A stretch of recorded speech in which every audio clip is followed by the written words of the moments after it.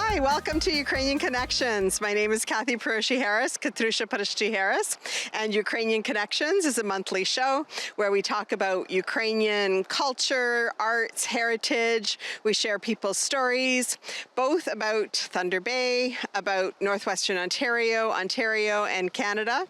And today we're really lucky to be at the Kolomeychuk Buckwheat Farm. And with me I have Taras Kolomeychuk. Greetings. Thank you, Kathy.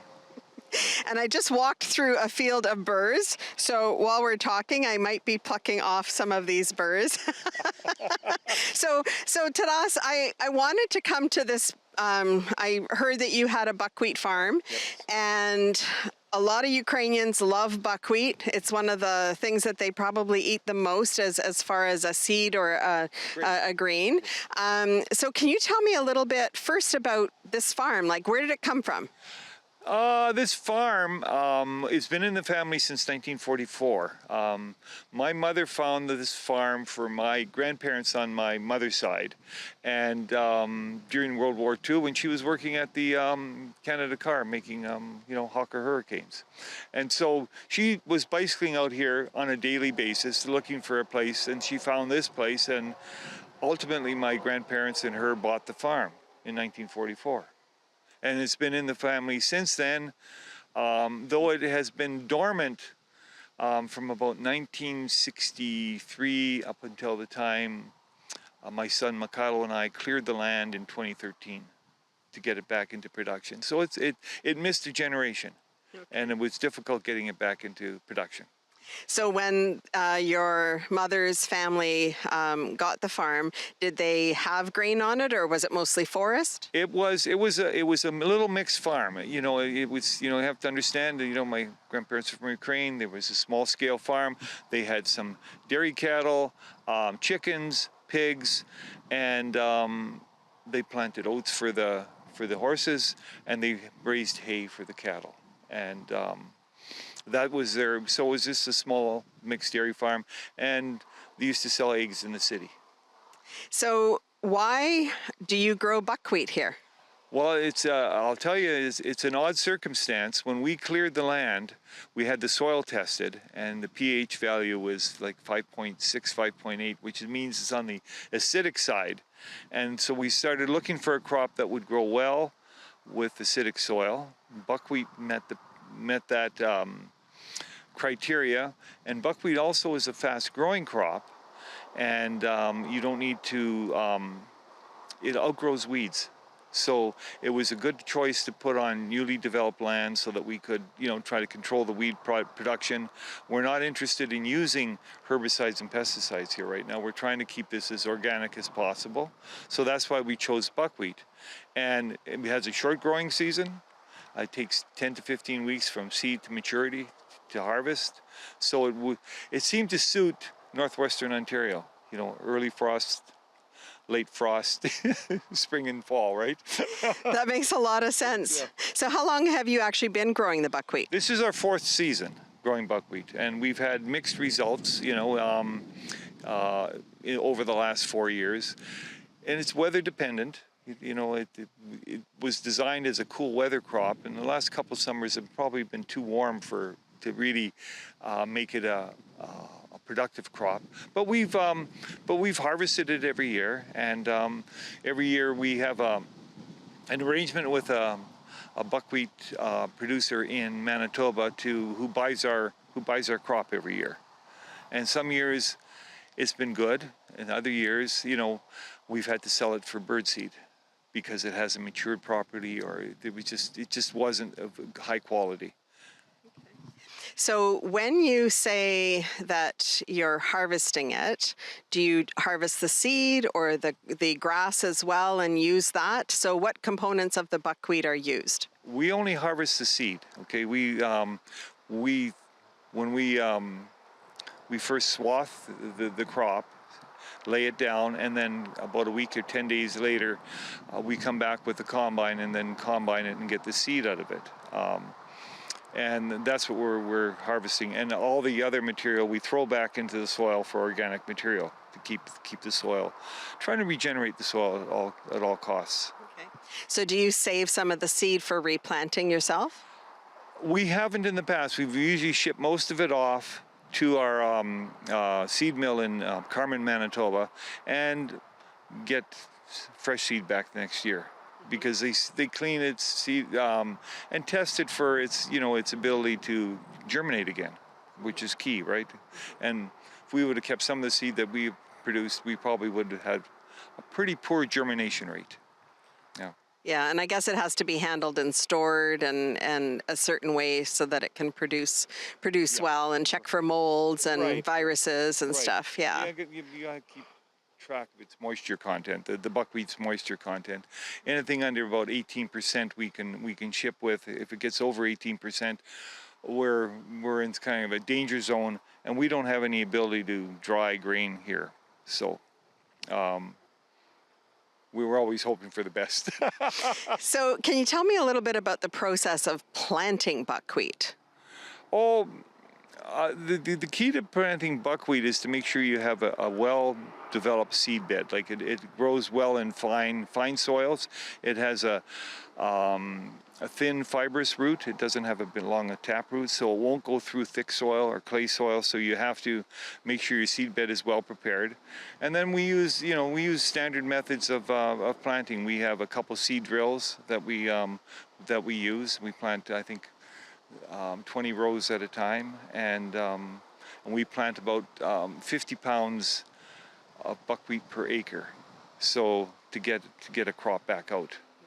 How many acres of buckwheat do you have? We have 22 acres this year under production and 7 acres of oats. So Okay. What do you do with your oats?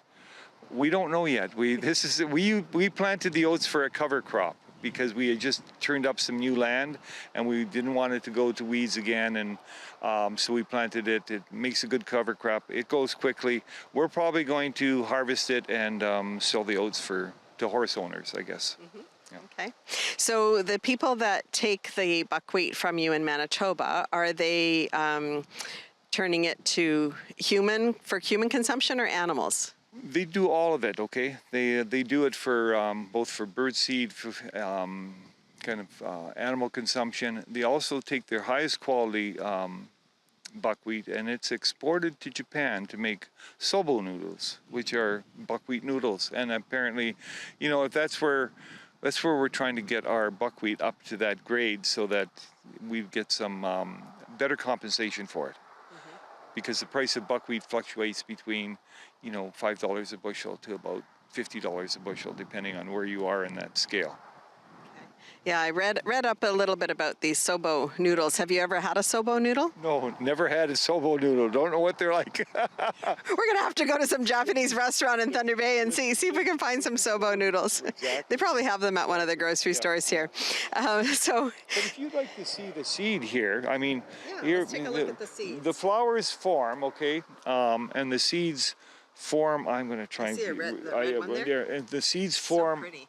underneath the flowers, and there's no seeds there. Well, I See one. yeah. These are the green seeds right now, and they'll turn before we can harvest them. They've got to turn a dark brown or a black, okay, and they have to be like 3/4 of them have to turn brown before they can be harvested. So do you have to come out and check them? We come out every day. Okay. That's what it's all about. and then when they're ready to harvest, then we use a swather, and we usually cut the crop to about 12 inches and lay the seeds up on top of the stubble for them to dry, because the seeds will continue to mature for 7 to 9 days after you cut them. So that maximizes your crop production. So are you picking them, the day you pick them, are you watching the weather forecast so that they'll actually be able to dry for 7 to 8 days? We watch the weather forecast. It doesn't do as much good. So when you say you cut them and you lay them, are you by hand doing that, or you've got your machine to do that? We've got a swather back at the shop there. I can show you. It works magically. It just cuts them. It's 18 feet wide. It cuts, it's a moving blade. It cuts them and it throws them onto a belt called a draper, and the draper takes them and piles them into a nice little neat pile for them to dry, and then we pick them up with the combine afterwards. I'm curious to compare this to the way our ancestors may have been picking buckwheat in Ukraine. They would have been by hand. They would have cut it by hand, and they probably would have, threshed it by hand too, with different methods, but because there wasn't the mechanization back then. I mean, mechanization came to Ukraine, I think, post-World War II. It really made a big change, but prior to that, my grandparents came, at the turn of the last century, so. When did your grandparents come to Canada? About 1910 and 1911, in that area there. And they lived in Thunder Bay? Lived in the East End, on McPherson Street. Okay. Yeah, that's where I spent the first years of my life, on McPherson Street too. Cool. Okay, so we'll just take a quick break, and we'll be right back to Ukrainian Connections.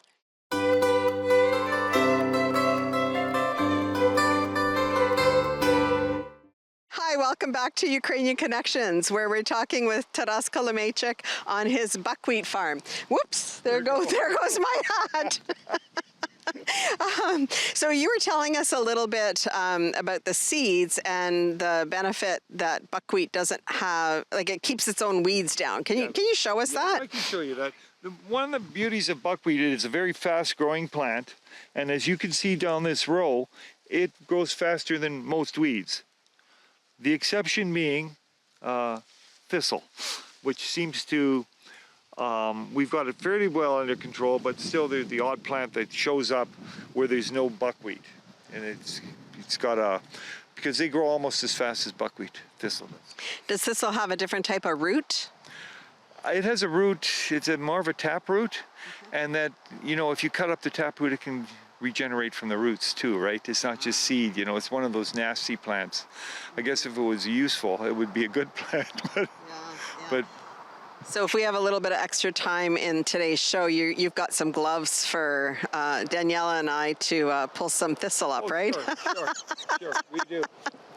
So what is it that makes buckwheat unique and different from wheat and stuff like that? Well, first of all, buckwheat is not truly a true grain itself, right? It's from a different family. It's from the same family as the rhubarb plant. So it's classified as a grain, but it's not really a grain. Okay. Yeah. So it's from the polygynaceous family of plants. Very nice. I hope I got that right. I hope you did too. Sounds good. I like it. And it's gluten-free. That's the good thing about buckwheat. It is gluten-free, and for people who are on gluten-free diets, it works well. How do you get the flowers here to pollinate and germinate so that you can get these seeds? Well, as part of our great plan here, we also installed and have been working with a local beekeeper here down the road, and we've installed 5 or 6 different beehives here to be able to to do the pollination. And our ultimate goal was to try and produce buckwheat honey, because it was. I mean, I spent lots of time in Manitoba and remember buckwheat honey as a staple there for honey, when Manitoba was a large producer of buckwheat. And it's really hard to find buckwheat honey now. Okay. So you were commenting, well, just now about finding it hard to find buckwheat in Canada. So what is that all about, and why is that happening? Well, from what I gather from my friends in Manitoba is that buckwheat doesn't produce enough money as a cash crop for most farmers. The canola has sort of taken over the cash crop market. It's, you can produce it at high quantity and high prices right now for canola, so people are growing that. The number of acres of buckwheat has dropped dramatically in Canada, mostly in Manitoba, and people are, because of the price you get, the return you get on your buckwheat it doesn't justify planting for lots of people. Yeah. Well, and you got to think about trying to survive and put as much, hopefully get more money back than what you've put in, both in your effort, time, and the costs of seed and all that. Right now we're not breaking even. Those darn thistles. Darn thistles are doing us in. So how would you describe the taste of buckwheat honey? Does it have a different taste than other honeys? It certainly does. It has a much sort of stronger taste, or and you'd recognize it. Where it's a sweet honey, but it's also it has a distinctive taste. And I don't know how I would describe it, but it it really does. So I would describe it almost as a savory sweet. So it gives it has a little bit more depth to it, that as opposed to, let's say, a flower honey has lighter tasting. Yes. And so it's really good to, I find it good to cook with. Yes. Yes, I agree with that. Yeah. And hopefully our first year we had buckwheat, we were able to produce some nice buckwheat honey in limited quantities, but we thought, well, this is going to be great. But it's all about timing, right? And bees, and our crop has been late the last few years, and bees tend to shut down just about now. If they produce, the amount of pollen out there becomes less, and they're getting ready for winter, not producing more honey. Well, it is a good thing that you do have this for the bees, though, because of a lot of we have a dire situation with our honeybees in Canada and North America, and having a good crop like this for them is wonderful. Yeah. Mm-hmm. Yeah. And on a non-windy day, if you stood still, you could just watch the hundreds of bees just surrounding you. And on a really quiet day, you can actually hear them out there. So the hum of them working away, pollinating those buckwheat plants. That makes it worth it coming out every day just to catch that moment, right? Exactly. So when people are eating buckwheat, it's a pretty healthy seed. Is there anything you want to talk about that? Well, it does have certain health benefits. They've discovered that not only is it gluten-free, but it does help with people with diabetes and cardiovascular issues. I'm not sure what the ingredient in it that does it, but I know that there has been some test trials done, and it has proven to help people, particularly with diabetes. It's reduced the amount of insulin they have to take, or it's taken people right off insulin, period. So it does have some health benefits. Plus, buckwheat is as fun and delicious to eat just by itself, even if it didn't have the health benefits. So we're going to talk about that in our next set, talking about the taste of buckwheat and what people like. And I've actually found some people that don't like buckwheat. So maybe this show today will convince them to give it another try. Yes. Yeah. Okay. So we're going to be right back.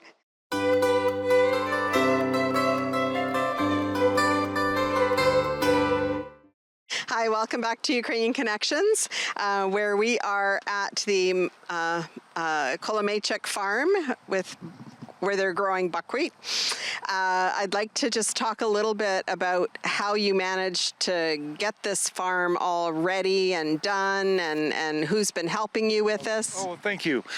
We started clearing the land in 2013. We had a contractor in to clear basically that field of buckwheat was one big forest at one time. It had originally been cultivated land, and we did that in 2013 and worked for 7 years to get it to that we could plant. And I worked with my two sons, Mikhailo and Petro, to get that land cleared and ready for seeding. And in 2020, we finally put a crop in, and both boys were diligent in helping me.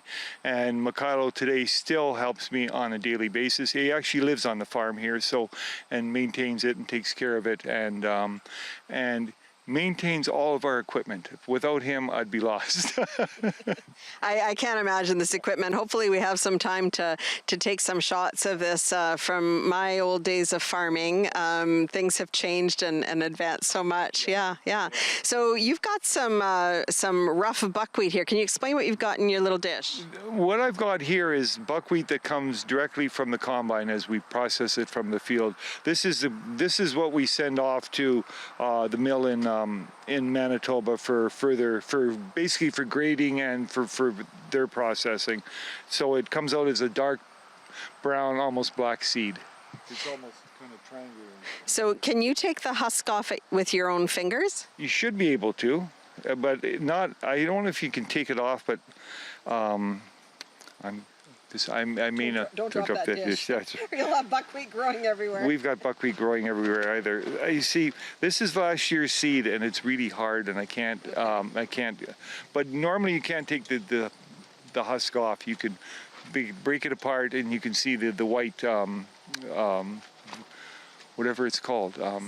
Seed inside. Yeah. And You are being embraced by Ukraine. Yes, I love it. I love it. So I have an example here of purchased buckwheat that has the seeds removed, but they've also been roasted. And if you buy the seeds already roasted, you can just go ahead and boil them and use them in your recipes. But if you buy them, sometimes in the bulk stores in Thunder Bay, I've seen them, and they actually have green buckwheat. So that's not been roasted, and you can't really use it without roasting it first. It's got no flavor or anything, and roasting it gives it a bit more of a nutty flavor. Yeah. So one of the benefits of buckwheat is that it's high in protein, it's got all the essential amino acids in it, so it's considered a complete protein. And there's a few other seeds, quinoa being one example, that's a complete protein. And for those of you who don't know, complete protein is providing the 9 amino acids that your body doesn't produce, of the 20 that you need to live. And so it's not necessary to combine it with things to get a complete protein. So it makes it very filling, and it also makes it very nutritious. It has a lot of other benefits, and you mentioned about diabetes and cardiovascular disease, and for people who want to minimize how much food they're eating, because it's a complete protein, it's also very high in fiber, so it leaves you feeling fuller, right? So you're not as hungry. So if you eat it for breakfast, you can maybe make it to lunch without snacking and looking for food in the fridge. So what's your favorite buckwheat recipe? Oh, my favorite buckwheat recipe is just, I guess, cooking up a pot of buckwheat with, and then I like to cook it up. Then I like to fry it up with sallow or pork fat and onions and a bit of garlic, and eat it that way. Okay, so we actually have some that's made similarly to this. So my cousin Irena made this for me yesterday, and she actually uses our rice maker now, because it's you don't really dirty any pots with it. But she fried the onion separate in oil, and I think you asked me if she used sallow, and I don't know if she did or not. So I'm gonna have to ask her if she snuck in some pork fat, because it is extremely tasty. But I was wondering if I brought it hot so that you could taste it, and we'll kind of give your impressions of what you think of Irena's buckwheat. And a lot of people use this recipe for making buckwheat as a side dish, and having it. What do you think? Very tasty, very tasty. Yeah. Do you think she's stuck sallow in there? I don't think so. No? No, Okay. but yeah. Definitely there's onions and some salt and pepper, I think. Yeah. Yeah. My mother used to make buckwheat holopsy, and that's all we used to have that all the time. It seemed to be a staple in our house at one time. Yeah. So I asked a few of my Ukrainian friends in Thunder Bay here what their favorite buckwheat recipe was, and Xenia replied that she really likes buckwheat holopchi, the buckwheat cabbage rolls, and she shared her recipe with me, and it's pretty straightforward, similar buckwheat filling as this, but the recipe she shared called for fermented cabbage leaves, but she doesn't use the fermented one, she just uses normal ones, and the recipe said if you don't ferment them, you could even just use a pickle brine to soak the cabbage leaves in to give it a unique flavor. So it's something that I might want to try, but a lot of times Ukrainians will eat buckwheat holopsi for Ukrainian Christmas because it's meatless. Exactly. Yeah. So some of the other people that I asked, my cousin Oksana said that when she went to university, she lived off of buckwheat because it was inexpensive living in Ukraine. She was able to buy it cheaply, and she made it for breakfast, and she likes savory breakfast. So she would add salt and pepper and sometimes sour cream to it, and it was very, very quick and easy. But even in Ukraine, they have instant buckwheat. Like we have instant oatmeal. Like I didn't know that. And I've been to Ukraine so many times, but I've never seen the instant buckwheat. So now I'm going to have to look for it. Have you ever heard of that? No, never heard of that, but I'm not surprised. Yeah. So you just add the hot water like you would instant oatmeal, and voila, you've got your instant breakfast. And some of the other things that I found were interesting. Let's see here. Oh, a lot of people mentioned that they love the pyrohe, making pyrohe with buckwheat in it, either by itself or with some potatoes or with some mushrooms. And another thing was having a piroshke, which is almost like a calzone, a yeast dough, and then stuffing it with the hrechke and mashed potatoes. And so there's a lot of different things that you can do with the buckwheat. And I think it was Oksana and Mariana that both said they like that. Halya likes to have hers similar to what we did, but she also adds plain yogurt to it.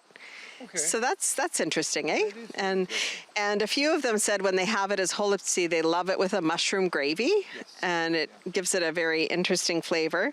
And let's see, what were the other? Oh, Marika mentioned that she makes I'm going to say it wrong here. Hrechanike, which is like making a meatball with ground meat, or if you wanted to use mushrooms, if you wanted to make it vegan, you could, or vegetarian, and mixing it with the cooked buckwheat already, some egg and spices and onions and garlic, and shaping it into an oval meatball, and then frying it. And you can either finish it in the frying pan, or you could put it into the oven, or finish cooking it in a sauce, like a tomato sauce, and having it much like a meatball, but a lot healthier for you, a lot less meat, and yeah. Very interesting. I'm going to try that one. Yeah. So I'm wondering if any of our viewers out there have some other recipes that they want to share on our Ukrainian Connections Facebook page. That would be great. If you have some recipes, share them, or you can drop off the pre-cooked item to the station, and Daniela will share it with us when it arrives. So did we want to add anything else here? I'm trying to think. So I think we've covered it. Yeah. Oh, look at that beautiful dragonfly. I love dragonflies because they eat mosquitoes and black flies. Yes, they're precious. So I'd like to thank everybody for joining us today at Ukrainian Connections, and hopefully we'll have some photos, if not video, of some of the farm equipment to show you the seeding and the cutting equipment that were used. Thank you very much, Rogers, for making the show possible, Daniela for videoing us, and Taras for taking the time out of his busy farmer day to share and show us what he's up to in the backwoods here. Well, and thank you very much, Kathy. I appreciated the opportunity to do this. Yes, and hopefully people will try buckwheat and give it a try. I know they do sell it in many places in Thunder Bay, many of the stores, and looking forward to connecting with you next time on Ukrainian Connections.